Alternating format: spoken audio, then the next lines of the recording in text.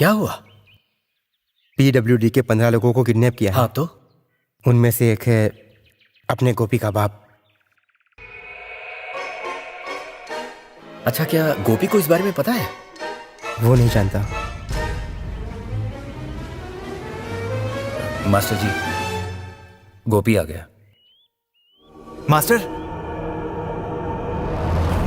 मैं आपको एक गुड न्यूज देने आया हूँ। ये अमेरिका में छपने वाली टाइम मैगजीन है। इसमें हमारे ग्रुप पर एक आर्टिकल छपा है, ACF eliminates corruption in India. इसमें लिखा है भ्रष्टाचार से भरे भारत के महाराष्ट्र राज्य में एक क्रांति हुई है। एक एंटी करप्शन फोर्स बनी है जो भ्रष्ट अधिकारियों को सजा दे रही है। इसलिए महाराष्ट्र के भ्रष्टाचारी समुदाय में डर फैल गया है। अगर ऐसा ही सारे राज्यों में हो जाए तो निश्चित तौर पर भारत बहुत शक्तिशाली हो जाएगा, ऐसा इसमें लिखा है। हमारे फोर्स के बारे में अमेरिका जैसे देश की किसी मैगजीन में छपना हमारे लिए बहुत ही खुशी की बात है सर। मास्टर, क्या हुआ मास्टर? इतने दुखी क्यों हैं आप? आपको आज से पहले इतना उदास तो कभी नहीं देखा मैंने। गोपी, क्या हुआ? गोपी, PWD के जिन 15 लोगों को पकड़ा था उसमें तुम्हारे पिता भी हैं। और इतना ही नहीं, तुम्हारे पिता नंबर 1 पर हैं।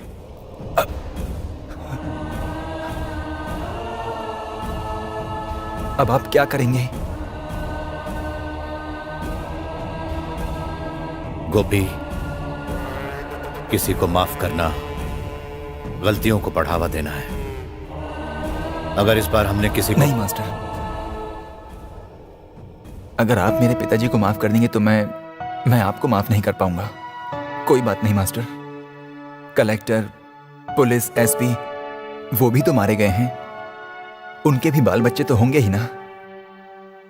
डायबिटीज होने पर चाहे हमारे ही पैर क्यों ना हो, उन्हें भी काटना तो पड़ता ही है। मैं चलता हूं मास्टर।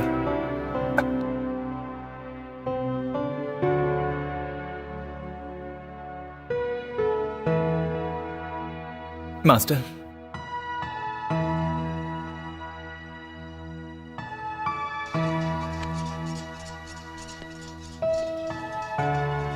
मास्टर, पापा को मारते समय ज्यादा तकलीफ मत देना।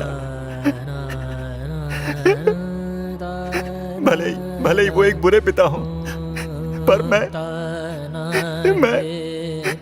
तो अच्छा बेटा हूं।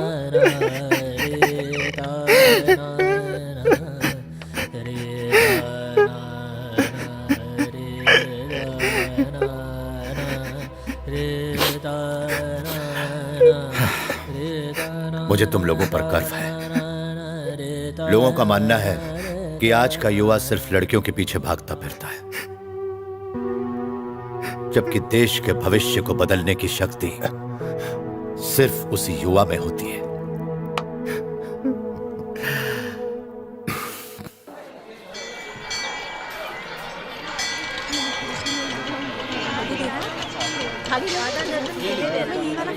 कितने पैसे हुए भैया? 100 रुपए या 150 रुपए?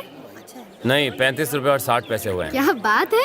बोरीवली से शास्त्री नगर तक 125 रुपए होते हैं, फिर 35 रुपए कैसे हुए?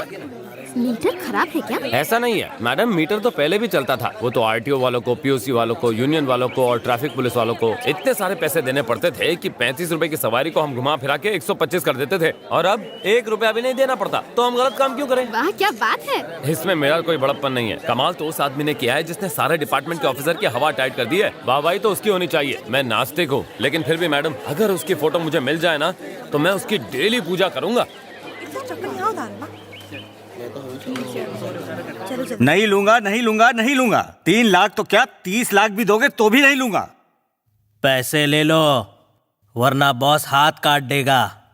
अगर नहीं लूंगा तो बॉस सिर्फ हाथ ही काटेगा, अगर लूंगा तो वो गर्दन काट डालेगा। ओ, तो तू उसकी बात मानेगा जो तेरी जान ले, हमारी नहीं सुनेगा? हाँ,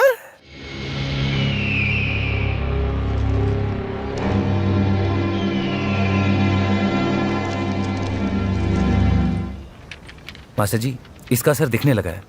धीरे धीरे लोग सुधरते जा रहे हैं, पर अब एक नई समस्या जन्म ले रही है। अब गुंडे और बदमाश अधिकारियों को घूस लेने पर जोर डाल रहे हैं। कुछ जिद्दी अधिकारी मारे भी गए हैं। घूस लेने पर हमने मारने की धमकी दी है, उसी तरह उन्होंने भी घूस न लेने पर मारने की धमकी दी है। अगर ऐसे ही चलता रहा तो छोटे मोटे चिंदी चोर भी किसी को भी खुलेआम धमकी देते रहेंगे। अगर अधिकारी सुधर रहे हैं, घूस लेने से डर रहे हैं, तो उन्हें गुंडे बदमाशों से बचाना हमारा ही कर्तव्य है। जो अधिकारियों को ईमानदार नहीं रहने देते, ऐसे लोकल टटपुंजी दादाओं की जो पूरे महाराष्ट्र में फैले हैं, एक लिस्ट तैयार करो। चाहे वो किसी भी जाति, किसी भी धर्म के क्यों ना हो, चाहे वो किसी के भी रिश्तेदार क्यों ना हो।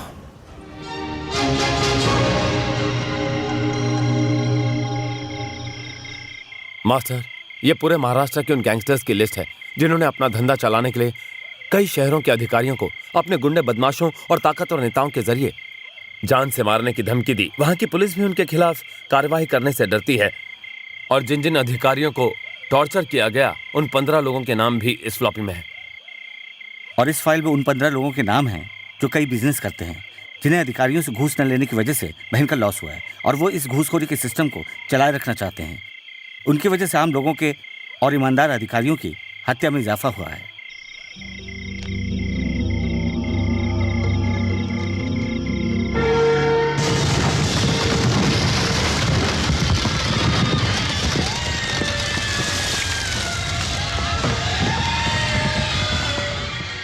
हमने जो पेपर में न्यूज़ पढ़ी थी उसमें भी इसका ही हाथ था।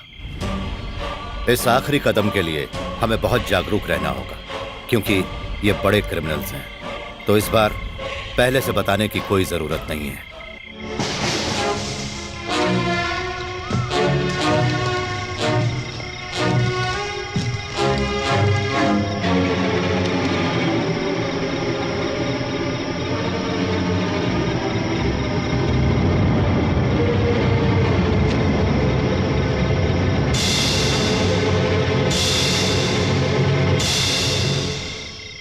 उस दिन जब आप महाराष्ट्र के बारे में इतनी जानकारी विस्तार से दे रहे थे, तब मुझे ताज्जुब हुआ था, पर अब मुझे खुशी हो रही है। बहुत से लोग आपका चेहरा देखे बिना ही आपसे प्यार करते हैं। जब मैं ये देखती हूँ कि मैं एक ऐसे आदमी के साथ रह रही हूँ तो मुझे गर्व होता है। पर अब लोग सुधर गए हैं, अब ये सब लोगों पर छोड़ दीजिए। आप फिर से किसी को निशाना क्यों बना रहे हैं? छोड़ दीजिए। ज्यादा मत सोचो, अगर छोड़ दिया तो सब किया धरा बर्बाद हो जाएगा। वो फिर से इस देश को नर्क बना देंगे। आपने लोगों के लिए इतना कुछ किया, लेकिन लोग ये भी नहीं जानते कि आप हैं कौन। एटलीस्ट उन्हें ये तो पता चले कि उनके लिए तकलीफें किसने झेली है। तुम्हें पता है तुम्हारे इस कुर्ते का कपड़ा बुनने वाला कौन है? क्या हमें पता है जो चावल हम खाते हैं वो किस किसान ने पैदा किए हैं? कभी जानने की कोशिश की है? जो चप्पल हम पैर में पहनते हैं वो किसने बनाई है? हम उसे नहीं जानते। जब भी हमें कहीं आना जाना होता है तो जिस बस में आराम से और निश्चिंत होकर जाते हैं, उस बस ड्राइवर को क्या हम जानते हैं? हम चैन से रहें इसलिए तपती गर्मी में, गलाने वाली ठंड में आए दिन हमारे जवान सीमा पर अपनी जान कुर्बान करते रहते हैं। क्या उनको हम सब जानते हैं? उनको कोई नहीं पहचानता। उनके लिए कोई एहसानमंद नहीं होता।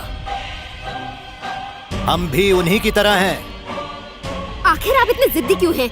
इतनी अच्छाई की बातें करते हैं पर जिंदगी की कीमत नहीं जानते। मैं जानता हूं, इसीलिए सब कह रहा हूं। तुम्हें सच्चाई नहीं पता, इसीलिए तुम्हें बकवास कर रही हो। आओ मेरे साथ।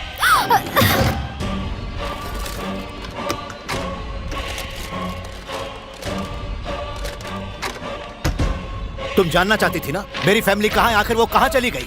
देखो, ये है मेरी फैमिली, देखो।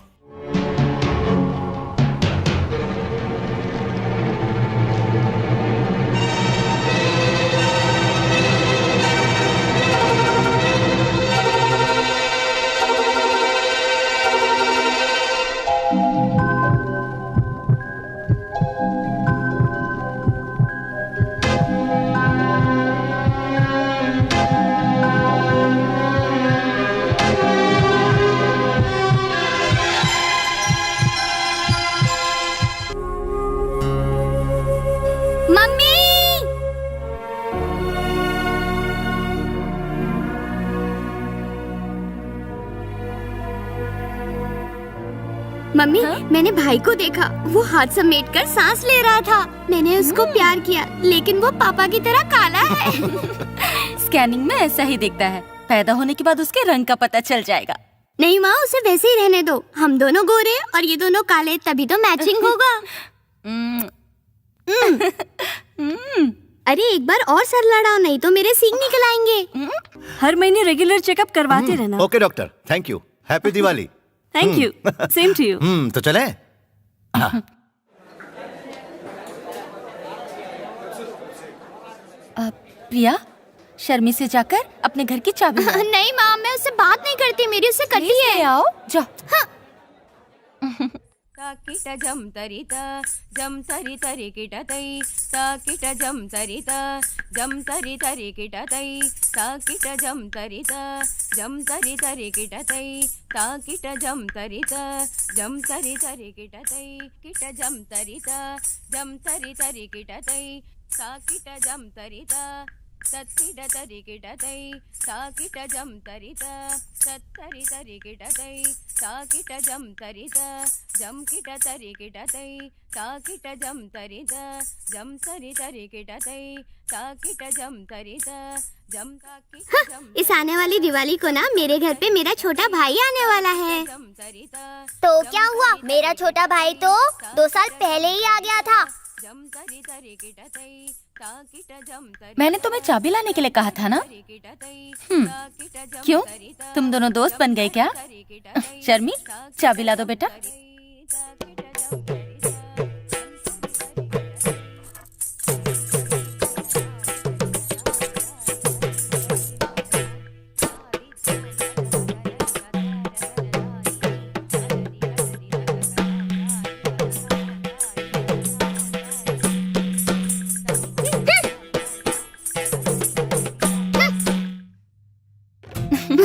तुम मेहंदी क्यों लगा रहे हो? अरे प्रेग्नेंट औरत को मेहंदी लगानी चाहिए। दरअसल मैं जानता नहीं ना मेहंदी कैसे लगाई जाती है, इसलिए थोड़ा सा एडजस्ट कर लो।